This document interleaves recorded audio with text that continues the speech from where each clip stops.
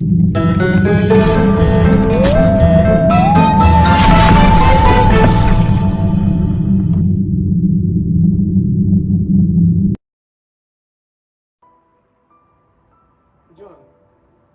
talk about some memories that you had about in Hong Kong with Wong Chok and Wong Leong.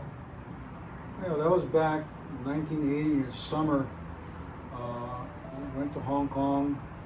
My first time back, Robert Young wrote me a nice letter and went to see Wong Chok, check out my forms and all that. And then the following night we went over to see Wong Young's class. So we got there early, there were some class students in there. And finally, as the night got on to like 10 o'clock at night, the old masters hadn't seen each other in more than a handful of years.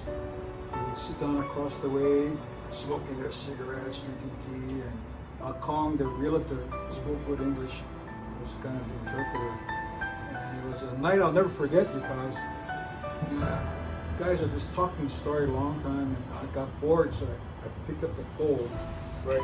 And Master Chun hold the pole correctly. I didn't know it was incorrect, so I put the pole back and sat there, a little surprised. And there's a pair of swords on Master Wong Young's desk. The two masters are talking, so I grabbed the swords. I thought it'd be showing up forms. I've been practicing Wong Chok's 8-section forms. Right? I started performing the swords, and about section 3 kind of went quiet, and Master Wong Young was looking.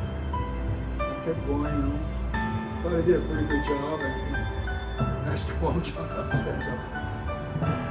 No such sections. Wow, I didn't even know you could even speak English. I mean, no such sections. The form I just did is Wong Chok sections. And he just checked it out.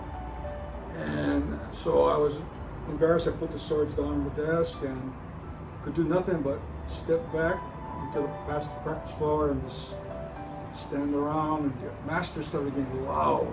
Back and forth, they were talking, oh, it was getting loud, heads are shaking, cigarettes are jerking around, and so they were talking all kinds of stories.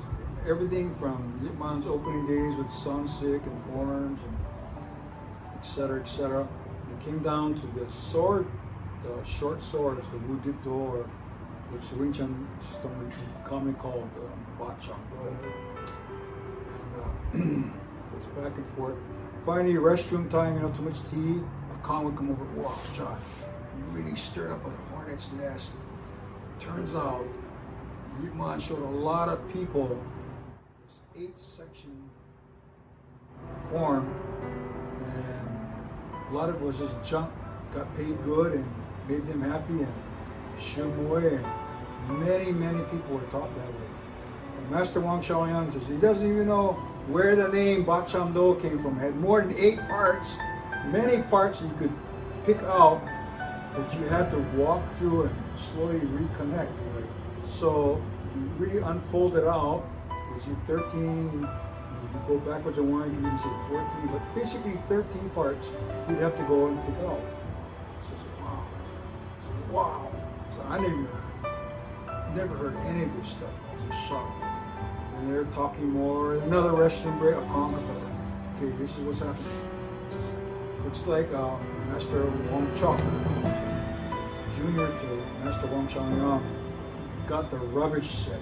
He and his 2 goofy brothers had paid Yipman big money for small group private lessons. They got 8 forms, and it's garbage.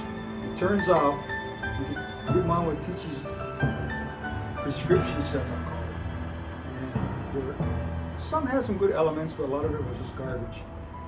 Inside, you could always tell a prescription set to flip their swords. Right. So once you flip the swords, you knew these guys were talking. So it looked good, right? But it looked good and it made perfect sense. And people who don't know, don't know. Don't tell anyone now, because this is my rice bowl, right? Don't share anything. Secret's yours. Well, they don't share. No one knows what's going on. It goes on and on. It was quite a lucrative business. So Yipman only taught 2 guys, Yip Po Ching, Wong Young, and half to Ho in Macau. So Wong Chuk was just distraught. He's, oh, I'm gonna have to write a letter to Moya and Chao Chi Chun. Tell them come back. We gotta. Master Wong Xiaoliang's gonna show us how to redo it. Right. So he's supposed to send the letter off. I don't think he ever got the letter off because Wong Chuk had a stroke the following year and didn't get anything off. So that's unfortunate. So he said, come, Kong comes over. Master Wong says you come back tomorrow at 10 o'clock. He's going to help you fix up your dough form.